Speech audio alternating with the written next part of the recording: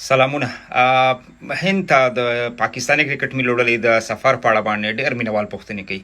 وروستي معلومات چې موږ تاسو ته ترلاسه کړي دي، د هندوستان وزارت داخلي اپروول ورکړی دی چې پاکستان ته د ویزې ورکړل شي، او دا کار د پاکستان په غوښتنه او د ICC په منځګړیتوب باندې وشو، چې لامل هم دا و چې پاکستان د ویزو لپاره ناوخته اپلای یا غوښتنلیکونه وړاندې کړي ول. همدې کبله دوی په وخت باندې ویزې ترلاسه نه کړي او د دوی د ابوظبي تمریناتي کمپ هم لغوه شو. اوس په پاکستان سبا حتما په اسلام آباد کې ویزې ترلاسه کوي، او سبا چې کله ویزې ترلاسه کړي نو سبا دوی سمدلاسه هندوستان ته روانېږي. دوی به د هندوستان حیدرآباد ته ځي او هلته به تمرینات او لومړی سیالۍ هم په نړیوال جام کې ترسره کوي. نو دغه معلوماتو چې د پاکستان کرکټ ملي لوبډلې د سفر په اړه موږ ترلاسه کړي ول، تاسو سره مو شریک کړل.